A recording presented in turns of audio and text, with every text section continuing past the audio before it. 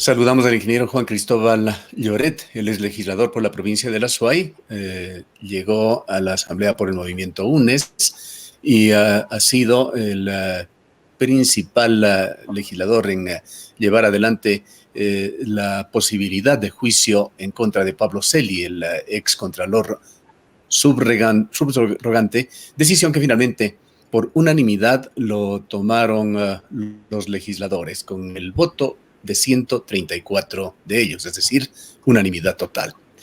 Quisiéramos conocer qué saldo le deja, qué balance le deja a usted esta experiencia, ingeniero Lloret, con tantas facetas que se vieron allí en donde hubo mucha actividad en los entretelones de este juicio. Gracias, Gustavo. Primero le saludo a usted en esta mañana, a la directa audiencia también. Bueno, en realidad ha sido una serie de obstáculos que nos ha tocado vencer para poder llevar adelante este proceso de fiscalización y de juicio político. Decirle a la ciudadanía que este es el tercer intento de juicio político. Los otros dos previos los quisimos llevar hace años atrás. Sabíamos de las trafacías que se llevaban adelante a través de la Contraloría General del Estado, empezando desde que Celi nunca fue contralor. Él estuvo por un acto de fuerza, no por un acto administrativo. Desde ahí nuestra bancada intentó llevarle a juicio político. Nadie se atrevió, Gustavo, a poner una firma para el juicio político. Se necesitaban 34. En el periodo legislativo anterior éramos 30 asambleístas. Recién cuando lo detienen a Celi, ahí algunos legisladores en el periodo anterior nos entregaron sus firmas de apoyo y de respaldo para poder llevar adelante este proceso de fiscalización.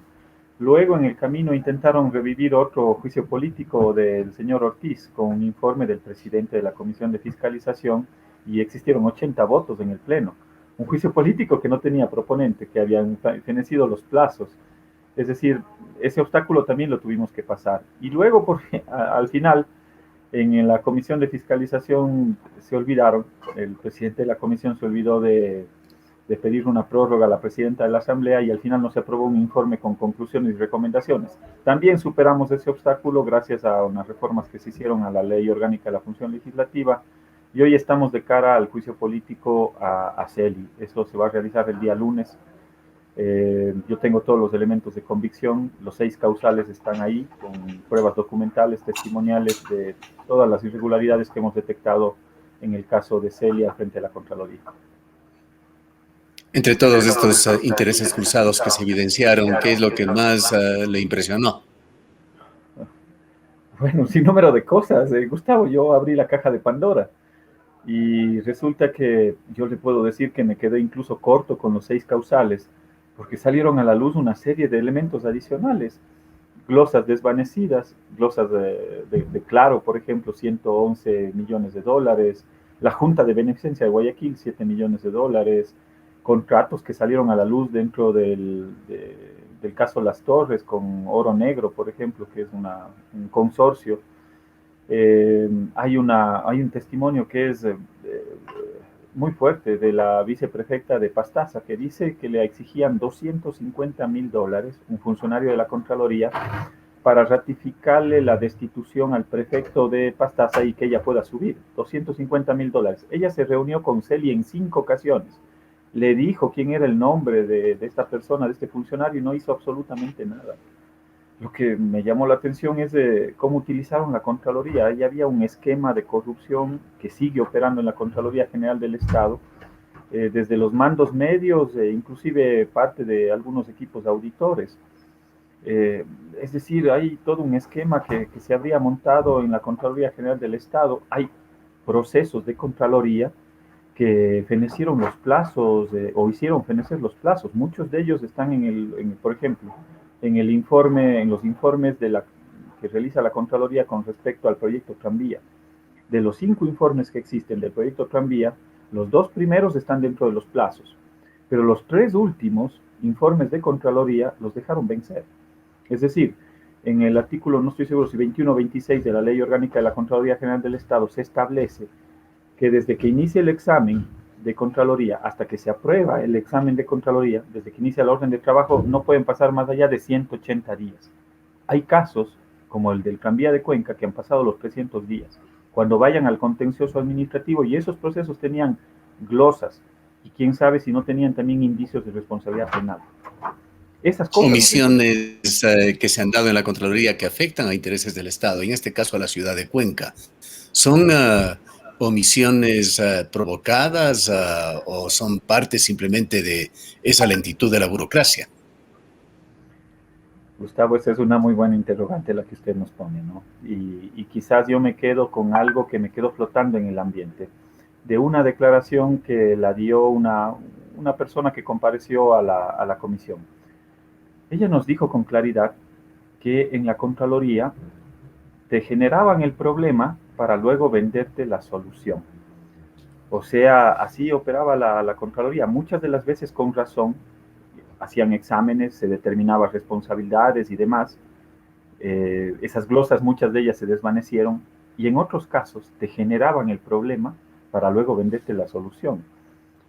Seguramente la Contraloría General del Estado también pudo ser utilizada como un instrumento político de persecución, inclusive a opositores políticos. Yo no descarto aquello. Lo que usted señala, el manejo dudoso de las glosas, es algo que se ha conocido públicamente, lo hemos denunciado en múltiples ocasiones a través de nuestro medio de comunicación. Evidentemente, o sea, es un esquema que ha estado operando. Yo debo decirle también que ese esquema ha venido operando, no es nuevo, venía operando desde hace algunos años atrás. Por eso sale el caso de Brecht, por eso salen también otros casos a la luz, el caso No Limit, el caso de Claro, el caso de la Junta de Beneficencia de Guayaquil y otros casos adicionales. Es un esquema que está funcionando o que estuvo funcionando en la Contraloría. ¿Qué es lo que pasó? Si usted revisa, nosotros revisamos dentro del proceso, en los 4 años que estuvo Celi, se cambiaron en 10 ocasiones las estructuras administrativas, los procedimientos administrativos al interior. Entonces eso daba la discrecionalidad para poder manejar la Contraloría General del Estado en función de la funcional, valga la redundancia, en relación con la funcionalidad que le querían dar a la Contraloría. Muchas de las veces se dejaron seducir, otras de las veces se dejaron someter, pero así funciona la Contraloría General del Estado. Es lamentable para el país, porque CELI lo que termina es de enterrar a una institución que ya tenía cuestionamientos. Y hoy el reto no es solo la censura de CELI, sino de ahí comienza, y tiene que comenzar un nuevo momento en la Contraloría General del Estado, refundar la Contraloría General del Estado. Ahí me viene a la mente lo que era antes la unidad de rentas internas en el país, que era el ex Ministerio de Finanzas. No lograba recuperar, había una red de corrupción, luego se transformó todo eso, se eliminó la unidad de rentas del país y se generó el servicio de rentas internas. Se fortaleció la institucionalidad, se moralizó, entró nuevo personal y de alguna u otra forma, digamos, hay una nueva imagen del servicio de rentas internas, con con todas las deficiencias que todavía pueda tener. Pero creo que hay que hacer lo mismo. Coméntenos algo sobre la actitud de los legisladores, de los distintos bloques. Entre ellos se destacó las evidentes dudas que se sembraban en Pachacuti. Hasta el último momento, Pachacuti finalmente votó, como lo hicieron todos los legisladores, por el juicio político contra Celi. Pero ¿qué pasó en los entretelones? Gracias, Gustavo. Bueno, Pachacuti es muy difícil de descifrar. Yo no sé, tienen algunas vertientes, no sé si son dos, tres, cuatro vertientes, es muy difícil entenderles. Cuando uno le escucha a Pachacuti, y al menos en campaña decían que era la verdadera izquierda, la fuerza reivindicadora y todo lo demás, pero en la práctica, yo desde el periodo anterior le he visto a Pachacuti votando, por ejemplo, por la ley humanitaria, votando a favor de perdonar 1.500 millones de dólares, votando por el 2% a los microempresarios. O sea, en el fondo yo no sé qué mismo busca Pachacuti en un momento determinado. Dicen ser una corriente progresista de izquierda que defiende a los sectores, sobre todo indígenas, rurales, pero cuando nosotros planteamos la posibilidad de investigar las bombas que se entregaron al gobierno boliviano, que era un gobierno de los sectores campesinos, ellos se negaron a hacerlo. Entonces es muy difícil descifrar lo que representa Pachacuti al interior de la Asamblea Nacional. Más sin embargo, yo he visto, al menos en este proceso de fiscalización y de juicio político, que al final se han alineado, digamos, en la corriente de darle transparencia a este proceso y sobre todo sería muy irresponsable para el país que el primer proceso de juicio político de la nueva asamblea, que esté en manos precisamente de Pachacuti, le dé la espalda al pueblo ecuatoriano. Sería muy difícil, sería un... ¿Qué trasfondo tiene para usted, ingeniero Lloret, esa disputa entre la presidenta de la Asamblea, la señora Llori, y Fernando Villavicencio, quien preside la comisión de la Asamblea? ¿Son simples problemas personales o existen otros trasfondos? Bueno, también esa es una relación que se ha venido deteriorando. Yo soy muy respetuoso, digamos, de los colegas asambleístas, a los dos los respeto. Sin embargo, yo creo que la calentura no está en las sábanas, no está en que el uno quiso comprar vehículos o las glosas y demás. O sea, los temas de fondo que le interesan al país precisamente son estos. ¿Cómo sacamos a la luz toda esa red de corrupción que sigue operando en la Contraloría? Pero no queda ahí.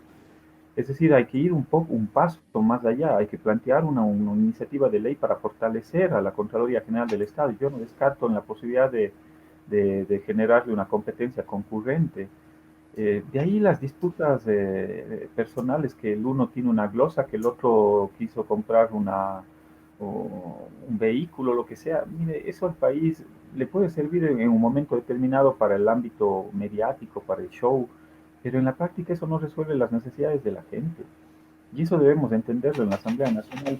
Yo veo algunos asambleístas que tienen un afán, digamos, muy personalista, de estar permanentemente en contacto con los medios, de la pirotecnia, pero en la práctica es una cosa muy distinta. O sea, la práctica son las acciones por las que se conocen a los asambleístas, a los legisladores, a los ciudadanos. Las acciones, más allá de lo que pueda decir en un medio de comunicación, más allá de la rueda de prensa. Las acciones, es el juicio político, es la firma en el juicio político, es la firma en la entrega de la información en la fiscalía para poner la denuncia. Ahí se conoce precisamente el accionar de las personas, más allá de la pirotecnia, como yo lo llamo. ¿Cuál es la deriva que va a tener este juicio? Los próximos pasos, ¿qué es lo que va a suceder?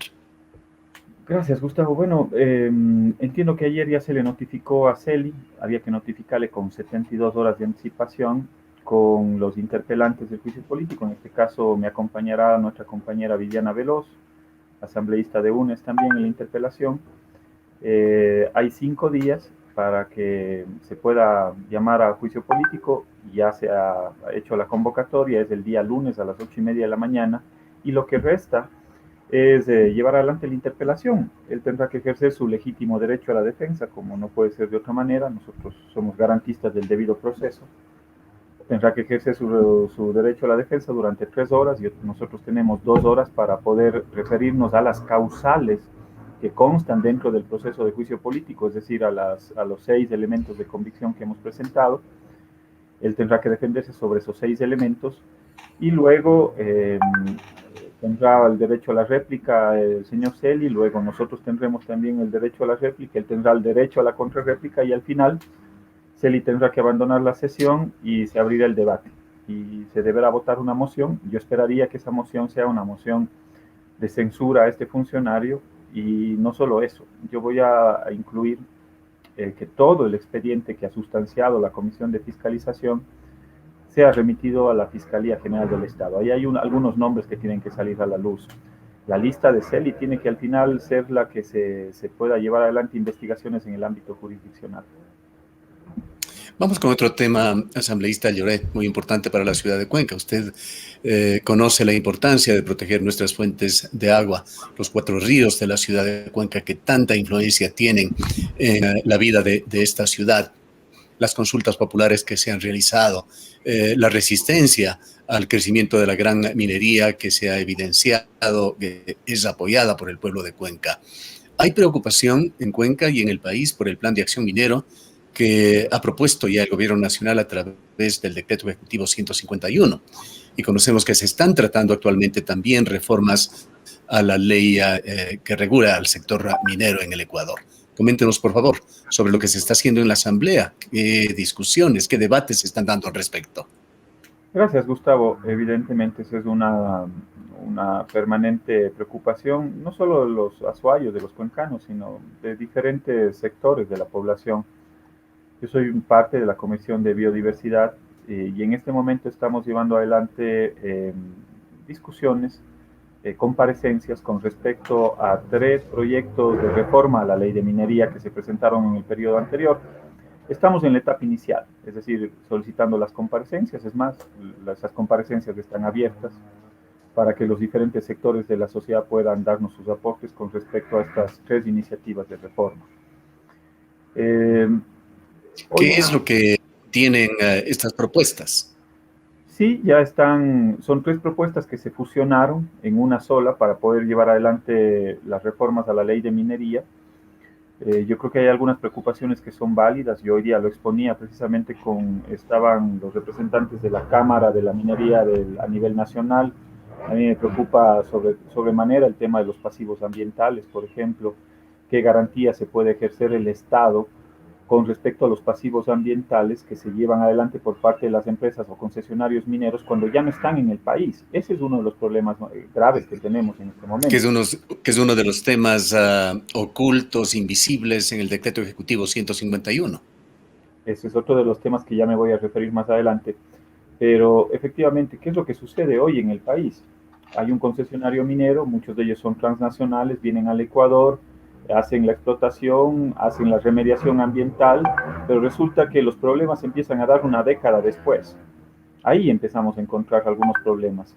Entonces, yo creo que de parte del Estado se tiene que implementar una serie de garantías en favor del Estado para que esos pasivos ambientales que no dan problemas sino una década después, 2 décadas después, el Estado no se quede con los pasivos ambientales, sino tengan que venir precisamente esas empresas mineras que ya no están en el Ecuador o que son empresas o compañías que ya se disolvieron, pero resulta que los pasivos ambientales se quedan el Estado es el que tiene que repararlos. Entonces, esa es una de las la legisladora Gloria Astudillo, legisladora de Cuenca, que terminó ya su periodo en la Asamblea, ella llevaba adelante un proyecto de responsabilidad ulterior que tocaba justamente este tema de los pasivos ambientales. ¿Alguien ha tomado la posta de Gloria Astudillo en este proyecto?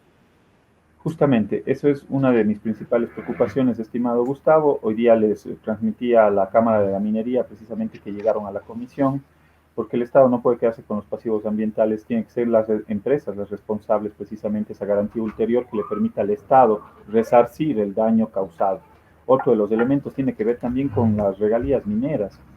Resulta que cuando se elimina Ecuador estratégico, precisamente ese porcentaje de regalías mineras, que es del 5 al 8%, que iban sobre todo a las comunidades en las cuales se desarrollaba la minería, hoy ya no existe, ahora se licúa en la caja común del Estado y no regresan a las comunidades. Entonces era la preocupación de muchos legisladores de la mesa también con respecto a qué es lo que está pasando. Ya no hay Ecuador estratégico, ya no hay quien haga esas obras. Esos recursos se están quedando en el gobierno central. Nuevamente el centralismo haciendo gala de la utilización de esos recursos que son precisamente de esos sectores. Y por supuesto la preocupación... ¿Cuál es el programa a seguir? ¿Cómo se va a operativizar esta discusión a este proyecto de reformas a la ley de minería? Sí, Gustavo, bueno, se aprobó un cronograma dentro de la comisión. Esta semana tenemos 3 semanas más de comparecencias de diferentes autoridades. Es más, está abierta la posibilidad para que distintos sectores de la sociedad se puedan pronunciar al interior de la Comisión de Biodiversidad. Luego de eso recogeremos esas observaciones, plantearemos un debate al interior de la mesa y se preparará un informe para primer debate. Yo esperaría tener un informe para primer debate quizás a finales del mes de septiembre o inicios del mes de octubre. Queremos agradecer, no sé si algo más quiere usted compartir con la ciudadanía. No, a usted más bien, Gustavo, muchas gracias por el espacio y por supuesto a la directa audiencia también nuestro saludo muy cordial, a sus órdenes siempre. Muchas gracias. Al legislador Juan Cristóbal Lloret, representante de la provincia de La Suay en la Asamblea.